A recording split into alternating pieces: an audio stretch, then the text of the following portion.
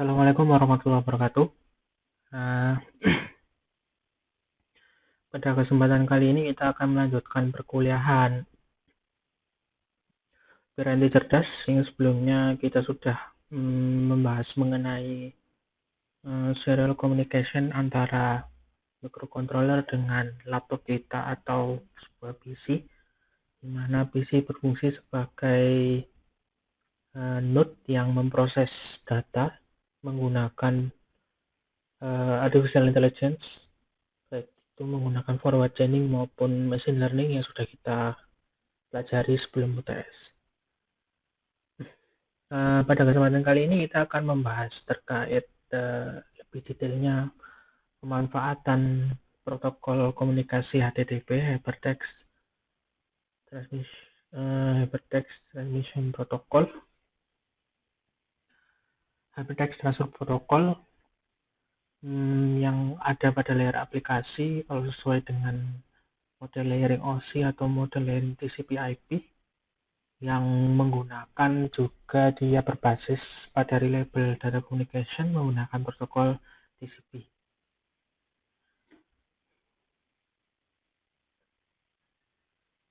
Jadi apakah itu HTTP? HTTP merupakan sebuah protokol layer aplikasi pada web atau pada internet, interface pada web, di mana model arsitektur yang digunakan pada jaringan yang menggunakan protokol HTTP itu adalah client server. Jadi itu sebuah ada klien yang biasanya menggunakan web browser dan melakukan request dengan menggunakan metode tertentu yang sudah didefinisikan pada RFC, request for comment, untuk protokol HTTP itu sendiri.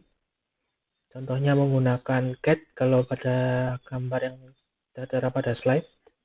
Nah, pada metode GET ini nantinya akan dituliskan objek yang ingin diambil oleh klien itu sendiri dari sebuah server web. Nantinya server akan merespon menggunakan HTTP response message dengan ada status code beserta lampiran beserta attachment objek yang diminta oleh klien, seperti itu. Jadi dalam arsitekturnya hanya terdiri oleh klien dan server, direct communication. Tapi di tengah-tengahnya ini mungkin ada beberapa perangkat intermediate node seperti router, switch, dan lain-lain. Pada umumnya request itu dibagi menjadi dua tipe metode. Yang pertama adalah post dan get. Namun pada pertemuan kali ini akan lebih didetailkan lagi pada penggunaan request dengan metode post. Bedanya apa? Beda yang paling kentara antara kedua metode ini. Yang pertama, pada metode get, request akan di-embed pada string URL atau query string yang ada pada URL. Kalau pada post, request akan di-embed pada HTTP body, HTTP request body, seperti itu. Dan pada umumnya request get ini akan di cache dan bisa di bookmark pada web browser klien, sehingga akan lebih baik jika request menggunakan metode get ini tidak melakukan proses entah itu update data maupun delete data yang kaitannya dengan create, replace, update, delete pada database server.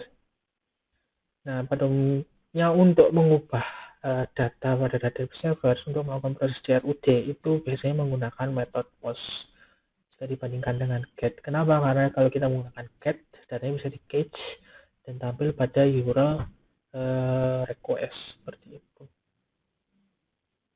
Umumnya untuk get ini sendiri digunakan pada proses sebuah web yang tidak mengikut sertakan data yang ada pada server. Contohnya pagination dan lain-lain, seperti itu.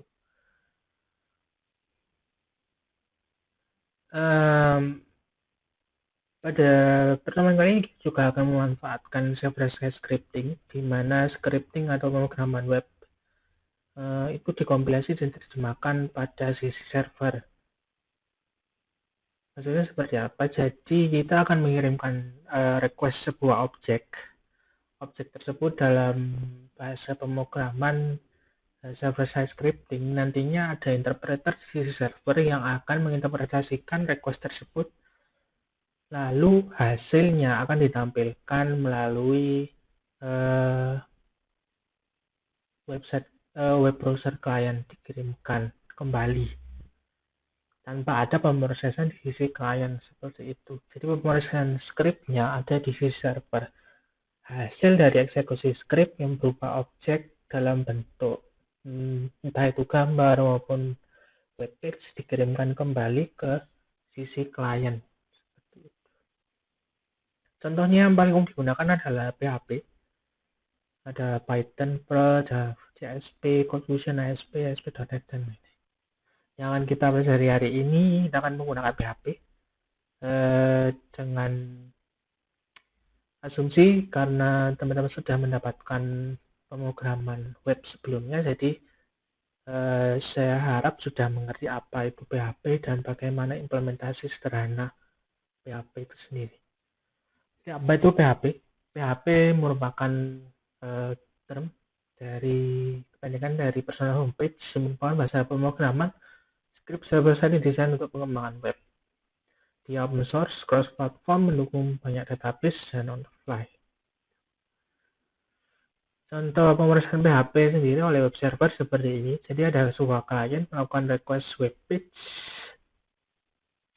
dengan menyebutkan URL file PHP yang ingin diakses. Nantinya web server akan merespon dengan memanggil PHP interpreter untuk menginterpretasikan file PHP yang di request. Selanjutnya, jika ada pemrosesan terkait database, maka dihubungkan dengan database. Jika tidak, akan menampilkan objek, mencari sebuah objek sesuai dari file PHP yang di request. Dynamic page, hasilnya sebuah dynamic page, dan page-nya akan dikirimkan kembali ke sisi klien. Langsung mulai ke tutorial session untuk menghemat waktu dan menghemat kuota teman-teman. Yang pertama, saya ingin sedikit menjabarkan beberapa file yang sudah saya upload di Google Classroom, baik di kelas C maupun kelas A. Di kelas C dan di kelas A sudah saya mengupload beberapa materi. Yang pertama itu ada MPU 60 wifi client.ino. Ya.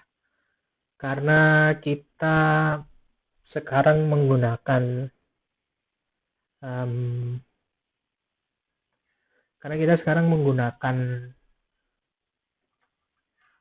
Wemos yang dia berbasis pada modul ESP8266, modul wifi-nya ESP8266. Maka sebelumnya kita perlu menginstal dulu board ESP8266 yang sudah kita lakukan sebelumnya pada tutorial sebelum UTS.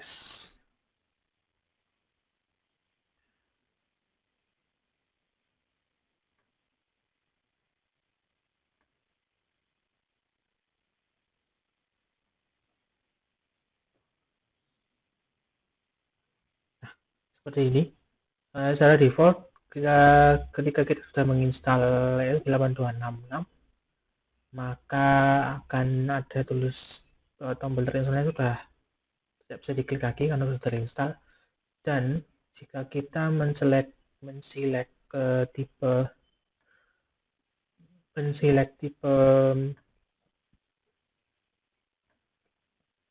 tipe boardnya, untuk Wemos D1 Mini kita select yang tipenya Lolin Wemos D1 R2N Mini seperti ini. Maka secara otomatis akan ada example di menu file yang sesuai dengan board ESP8266 karena Wemos D1 Mini menggunakan ESP8266. Ini ada ESP8266 HTTP client. Ada beberapa contoh basic HTTP client menggunakan metode get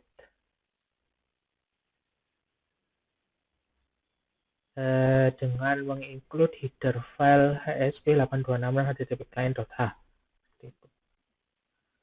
Namun yang kita gunakan di Google Classroom pada file MPU 6050 wifi client.ino ini menggunakan metode POS.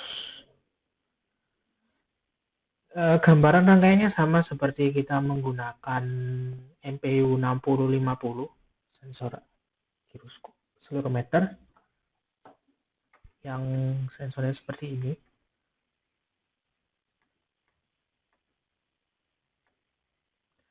Sensornya seperti ini.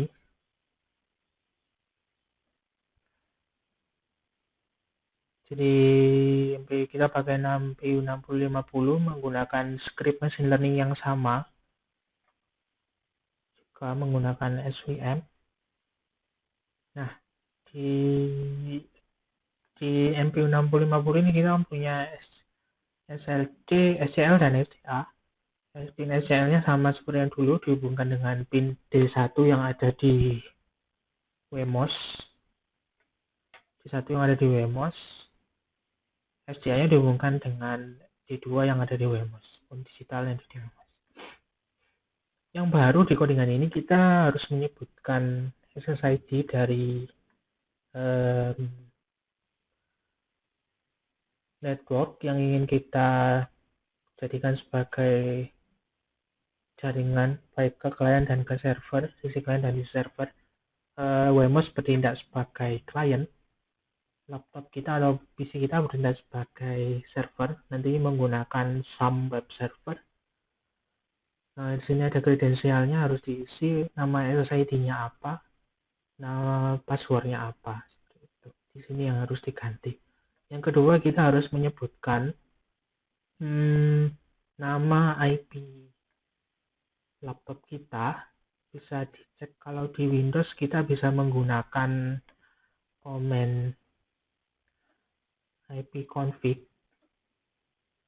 Di sini ada, kalau kita menggunakan wireless LAN maka IP address-nya akan nampak. Laptop saya terhubung dengan jaringan SSID yang tadi sudah disebutkan di codingan, mendapatkan IP 192.168.1.5. Seperti itu. Folder dari htdocs ketika kita sudah menginstal SAM,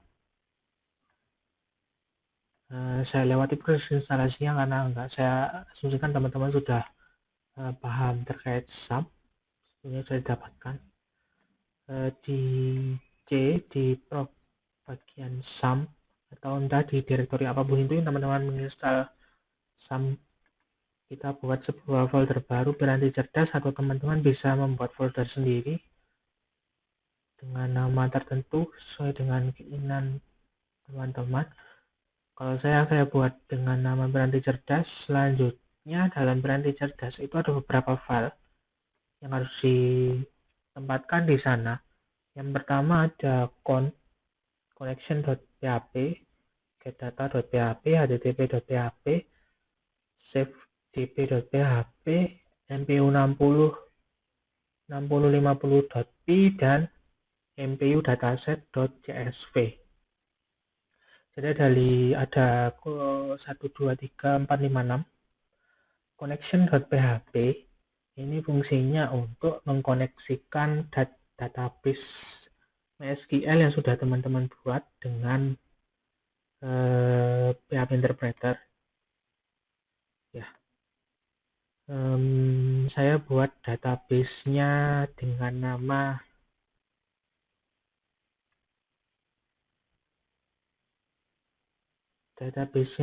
nama piranti cerdas. Lalu tabelnya dengan nama MPU 6050. Strukturnya ada ID yang merupakan primary key dari tabel MPU 6050. Dia juga auto increment. Yang kedua ada AX untuk mewakili akses parameter point X, Y, dan Z, AX, AY, AZ. Lalu ada kolom label untuk menyimpan hasil prediksi dari machine learning untuk poin koordinat AX, AY, dan AZ. Seperti itu. Ini contoh tampilan database-nya. Ini ada poin AX, AY, dan AZ. Ini hasil prediksi posisi dari sensor MPU 6050. Kita coba delete dulu biar nanti bisa dilihat alurnya. Di awalnya database-nya bakal kosong seperti ini. Ya. Nah, fungsi con saya balik lagi. Con.php ini fungsinya untuk mengkoneksikan dengan database yang sudah kita buat tadi. Namanya adalah Piranti Cerdas. Ya. Ini bisa langsung di copy paste. Teman-teman bisa ganti sendiri formatnya sesuai dengan variabel yang ada di sini. Yang database-nya bukan Piranti Cerdas, maka harus diganti pada baris ke-9. Passwordnya kalau teman-teman ada set password untuk username tertentu, silakan diisi. Username-nya tergantung teman-teman juga. Servernya pastinya localhost karena ini sifatnya lokal.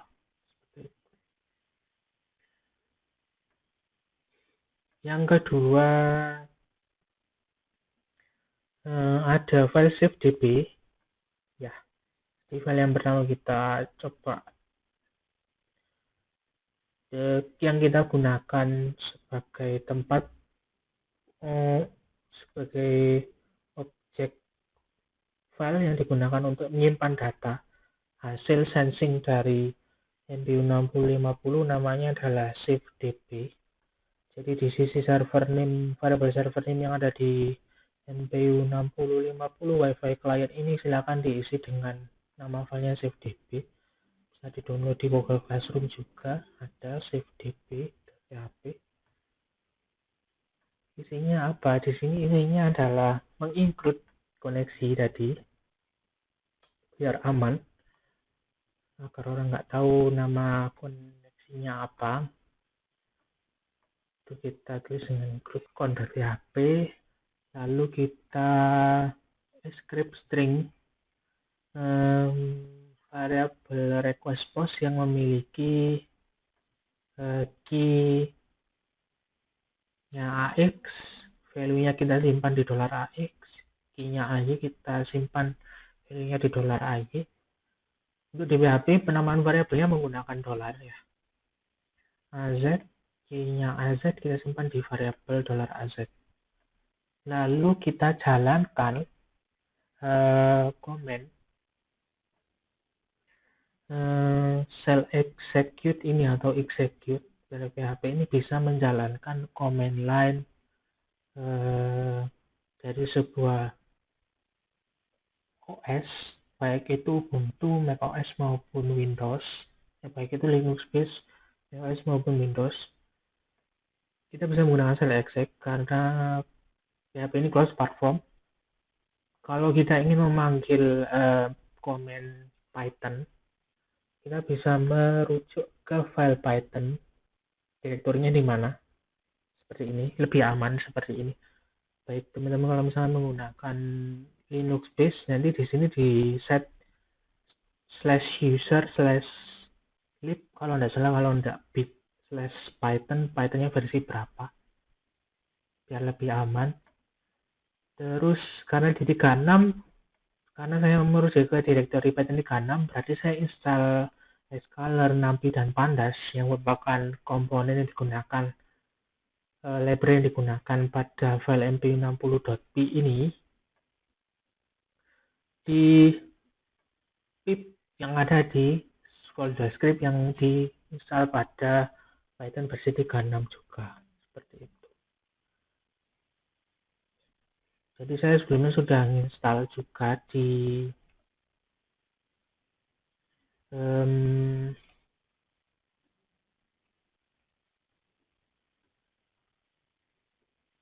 cd program lokal.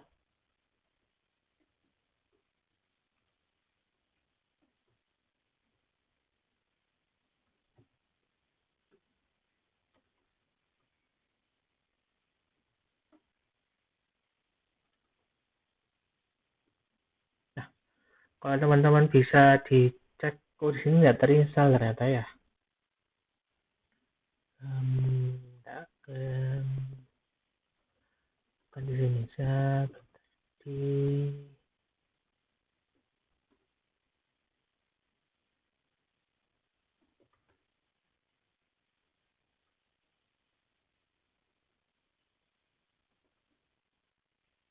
nah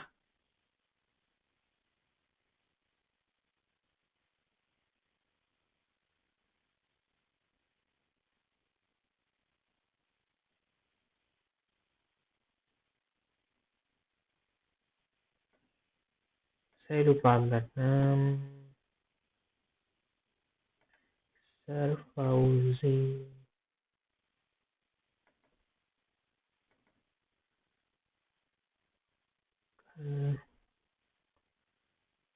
program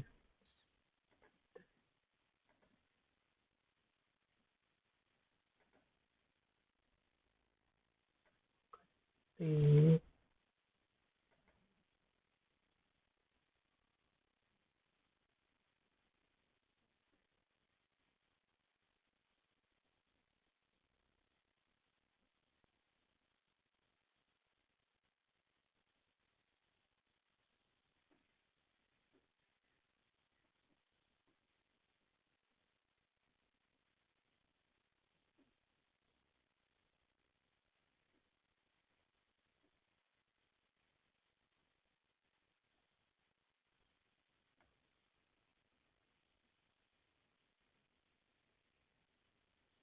intinya kalau teman-teman sudah install Pipo ini ada di link set package ya ternyata.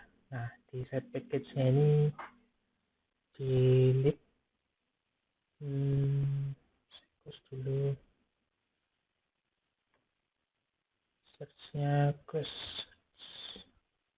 di link di set package ini bakal sudah keinstall scalar-nya.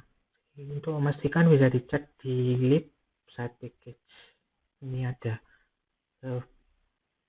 library scalar tadi sudah saya install sebelumnya juga. Nah, di balik lagi ke zipdb.php, direktori yang pertama ini menunjukkan file Python, aplikasi Python yang digunakan, direktorinya di mana. Direktori yang kedua ini tempat penyimpanan file mpu6050.py. Di sini ada 3 inputan yang digunakan. Min X itu mewakili AX, min Y itu mewakili AY, min Z itu mewakili AZ. Ini sudah dikonfig menggunakan sprintf untuk mengconvert bilangan float ini menjadi string. Dijalankan menggunakan exec, ini akan mengoutputkan hasil prediksi, disimpan pada variabel $label. Selanjutnya diinsert ke dalam database. Insert into MPU60, 6050, AX, AY, AZ, dan labelnya. Seperti itu.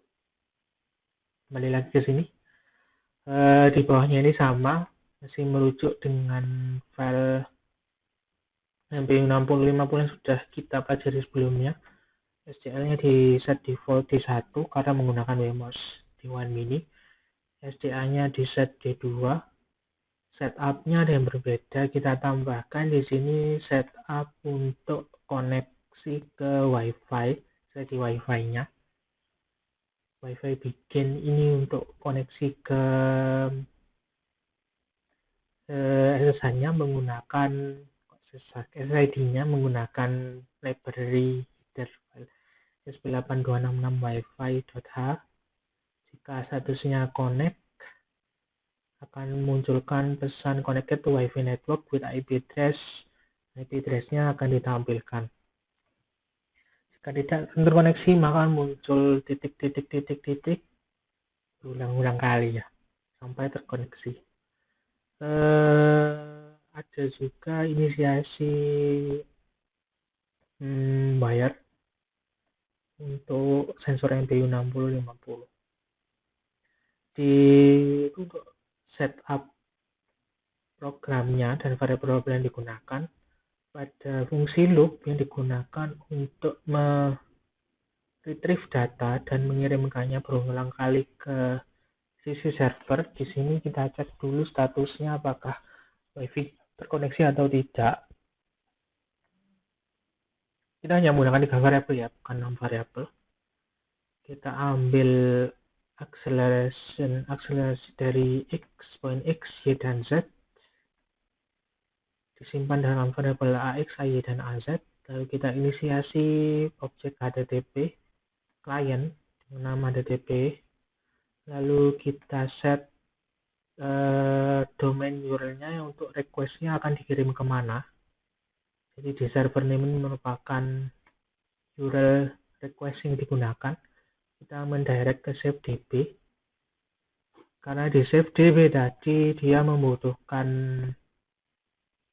method post dengan 3 variabel yang ada key AX, AY, dan AZ, maka di sini di codingan WMOS kita juga mengeset dengan yang sama, pola yang sama.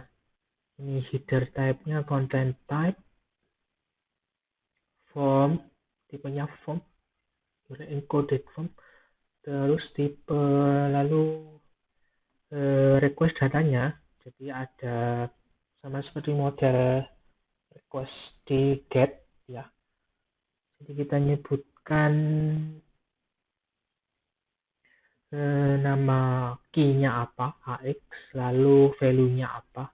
Kita ubah ke string karena tipenya harus string, HTTP request data. Lalu NAY, untuk N ampersand ini digunakan untuk misalkan antara satu data dengan data yang lain. Ini mengirimkan data ke AY, NAZ, datanya AZ. Lalu di print HTTP request datanya. Setelah itu dikirimkan menggunakan metode post HTTP request data. Lalu kita di Arduino di WMOS D1 Mini akan dicek ketika sudah mendapatkan respon. Ketika HTTP respon code-nya lebih dari 0, misalkan 200, karena 200 itu oke, statusnya berarti akan ada pesan 200. Menampilkan HTTP respon code-nya. Error akan menemukan error. Lalu di free resource dari HTTP client, objek HTTP client. Lalu delay selama 5 detik dan seterusnya. Jadi mengirimkannya per 5 detik sekali, biar tidak menghabiskan banyak resource dari sisi kliennya atau WMOS D1 Mini-nya. Kalau sudah ini kita bisa hubungkan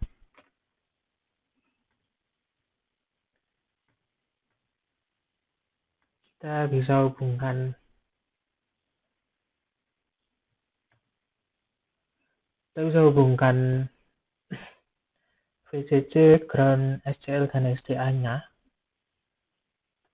VCC-nya ke 3,3 volt, kabel warna kuning, ground-nya warna orange, SCL-nya warna merah. SCL warna merah. Ini dihubungkan ke pin D1, digital 1. SDA-nya warna coklat dihubungkan pin D2 yang ada di WMOS.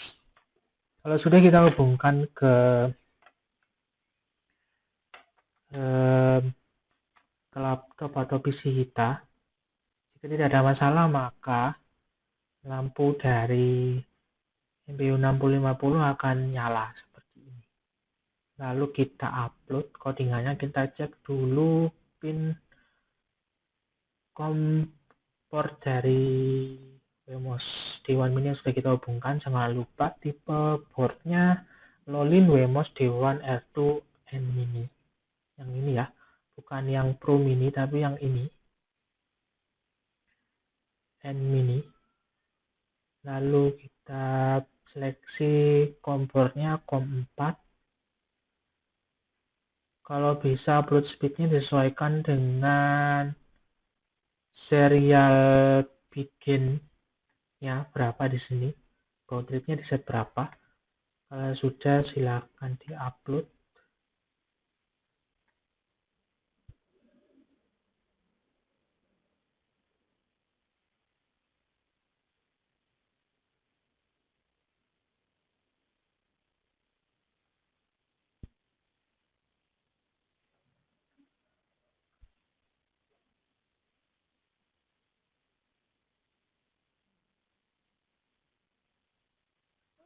Sambil menunggu proses upload selesai, kita coba memahami memahami file code yang lain. Jadi kita sudah memahami tadi con.php, safedb.php. Kita pindah ke mpu60.b. mpu60.b itu yang dijalankan pada safedb.php. Kalau bisa seluruh filenya ini disimpan dalam satu folder yang sama. Ke-6 file ini disimpan dalam satu folder yang sama di htdocs. Kalau saya simpan di folder Piranti Cerdas. Apa isinya MPU6050? Karena di sini direktorinya saya merujuk ke XAMPP htdocs Piranti Cerdas MPU6050.b. Jadi saya letakkan bersesuaian dengan file safedb.b biar mudah aksesnya. Di sini kita menggunakan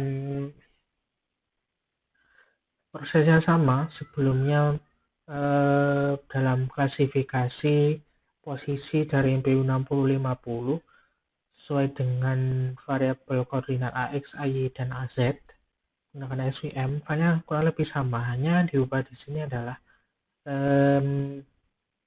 kita menambahkan inputan agar bisa diakses secara command line secara interaktif ya, menggunakan sys get opt dan sys library sys dan get opt. Di sini ada 3 variabel yang digunakan sebagai inputan, yaitu x, min y, dan min z. Min x ini untuk variabel ax, min y untuk variabel ay, min z untuk variabel az. Seperti itu. Yang di bawah ini sama. Yang perlu diganti adalah di sini variabel datasetnya itu teman-teman sesuaikan dengan direktori dataset yang teman-teman miliki sebelumnya. Di tugas pertama itu bisa dihubungkan ke direktori yang sudah ada file CSV-nya. Kalau pakai Linux atau Mac tanpa menggunakan R, kalau Windows pakai R ya. Terus ke bawah ini sama semuanya. Saya contohkan ya, misalkan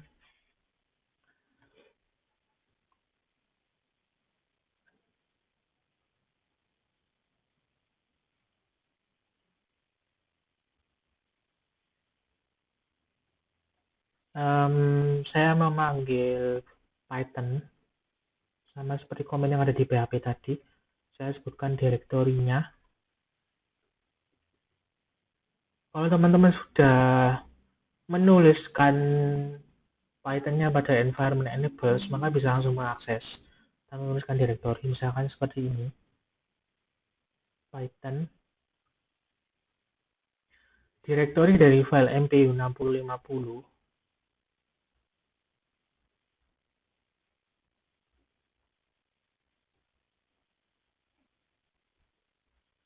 Kalau kita berikan instruksi min h, maka akan menampilkan list command available option list yang digunakan, min x, min y, dan min z. Kita coba menginsertkan min x-nya 1.0, min y-nya 1.0, min z-nya 1.0. Berarti menandakan posisi dari x-nya 1.0, y-nya 1.0, dan z-nya 1.0. Hasil prediksinya adalah ke atas, posisinya ke atas. Kalau misalkan x-nya 1, y-nya 1, dan az-nya 1. Seperti itu. Ini kita gunakan di PHP dengan command shell execute-nya.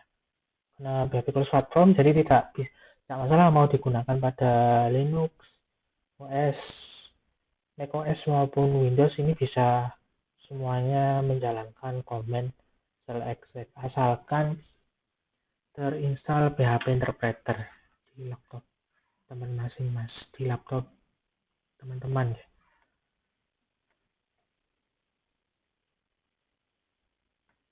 Oh, sudah selesai tadi ya. Jadi gambarannya seperti apa? Gambarannya sudah terinstall itu seperti ini ya. Lampunya merah. Kalau kita cek di serial monitor akan keluar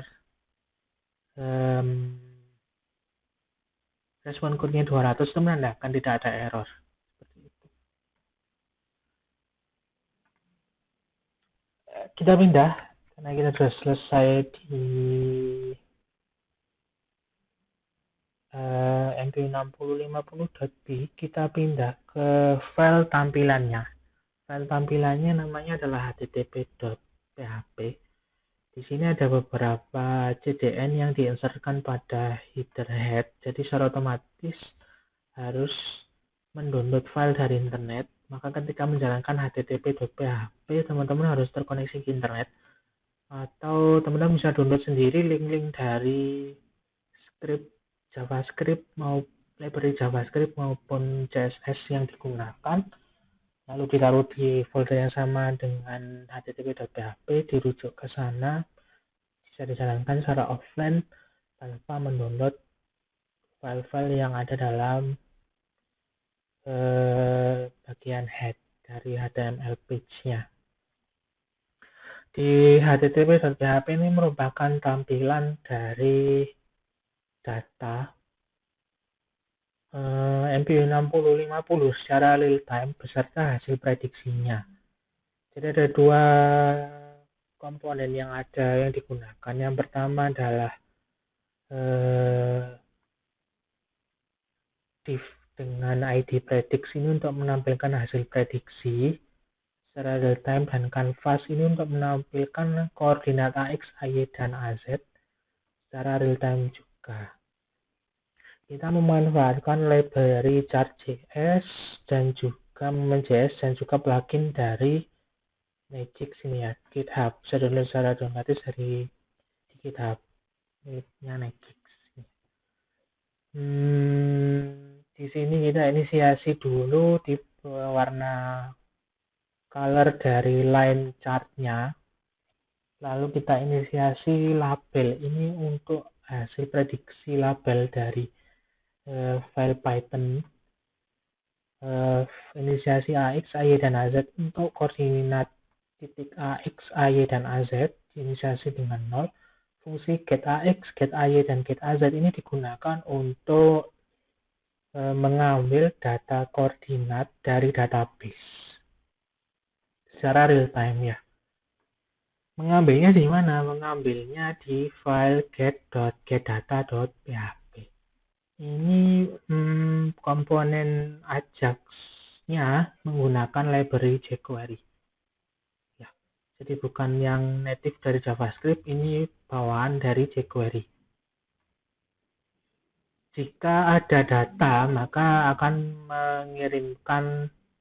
meretrieve data dari database yang paling baru, lalu ditampilkan.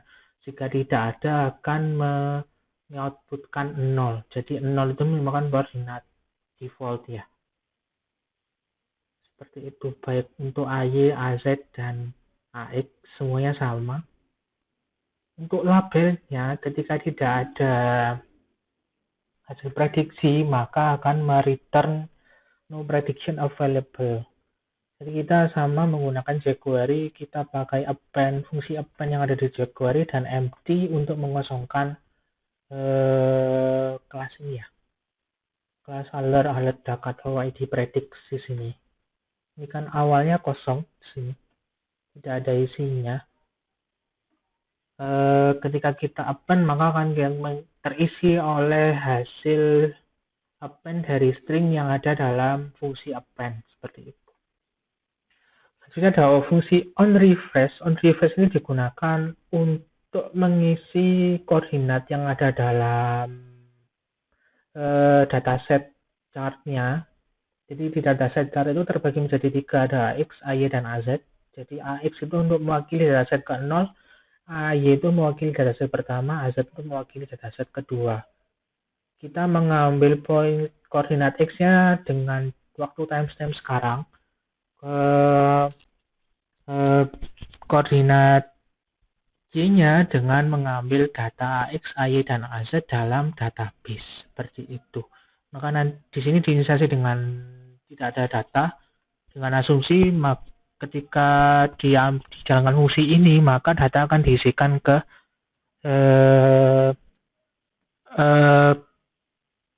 variabel data di sini ya. Di tiap-tiap dataset AX, dataset AY, dan dataset AZ. Seperti itu.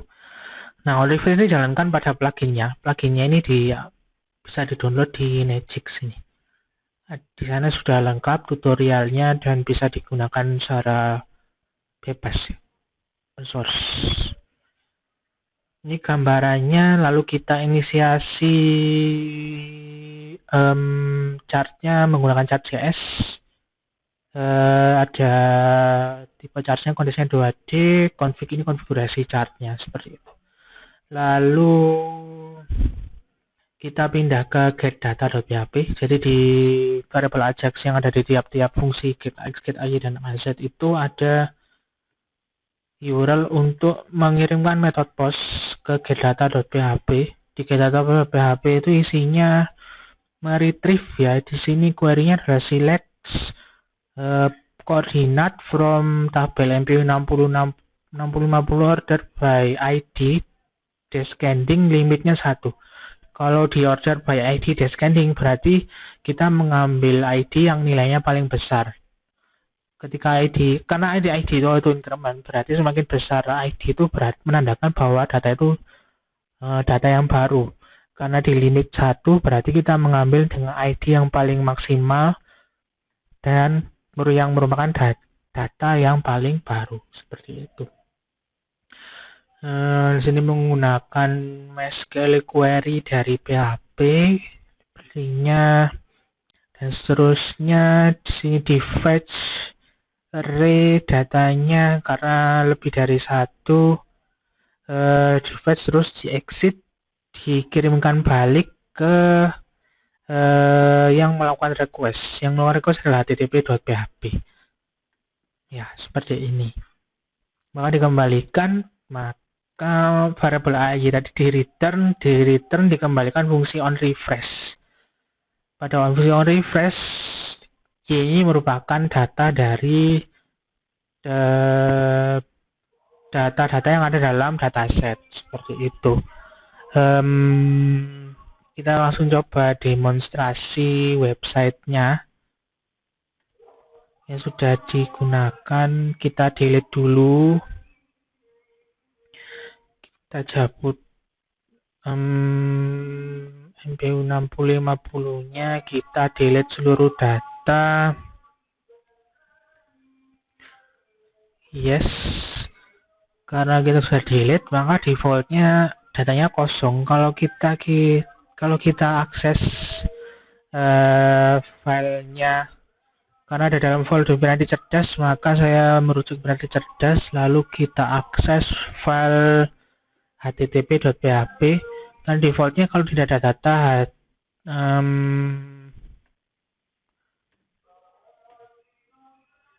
sebentar.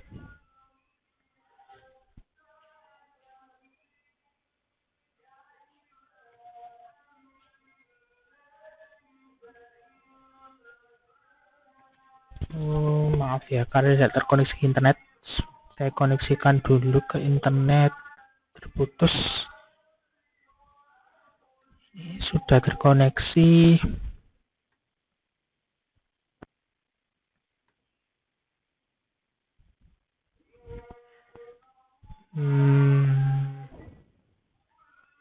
Nah, ini defaultnya tampilnya seperti ini ya.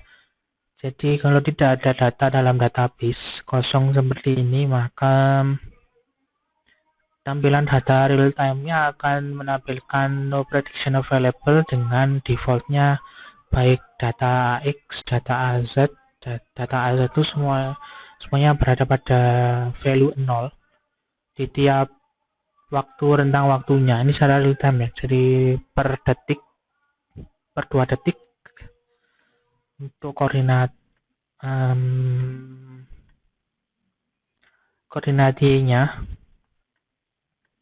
seperti itu.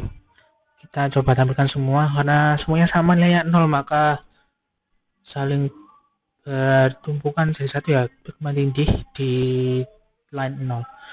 Kalau kita coba hubungkan sekarang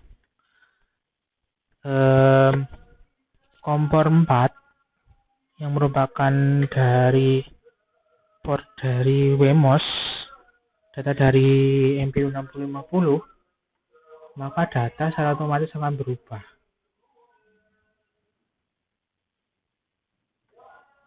Kita coba cek dulu. Nah, ini ada data baru.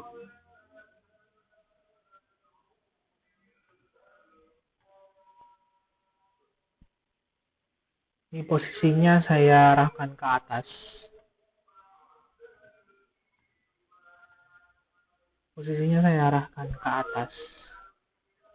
Maka harusnya tampilan di sini juga menunjukkan atas ya, benar ke atas ya. Ke atas. Kalau saya pindah ke depan, lampunya saya pindahkan ke depan seperti ini. Harusnya berubah ke depan secara otomatis, berubah jadi depan dengan pointer datanya juga berubah. Kalau saya pindah ke kanan, posisi seperti ini ke kanan, maka harusnya data prediksinya juga harus ke kanan. Kalau prediksinya benar ya, berubah secara otomatis ke kanan ya, kanan. Kalau ke kiri, saya pindah ke kiri, juga pindah ke kiri secara otomatis. Kiri sudah berubah. Kalau saya ubah ke belakang, maka ke belakang harusnya datanya juga berubah ke belakang. Nah, sudah berubah ya ke belakang juga. Menandakan datanya bisa terkirim secara real time. Walaupun ada jeda secara 5 detik untuk dia pengiriman satu data dengan data yang lainnya. Ya, agar tidak terjadi perbedaan data secara signifikan. Seperti itu. Mungkin cukup sekian video dari saya. Tugasnya untuk teman-teman, silahkan membuat atau extend coding yang sudah saya share dengan menambahkan variabel giroskop X, Y, dan Z, bukan hanya akselerometernya saja. Lalu juga dibuat sebuah program yang menggunakan forward chaining untuk proses klasifikasi data tanpa menggunakan machine learning. Seperti itu. Komponen tugasnya insya Allah hari ini juga akan saya share di Google Classroom. Materinya saya cukupkan sampai sekian. Pada pertemuan berikutnya insya Allah kita akan membahas terkait implementasi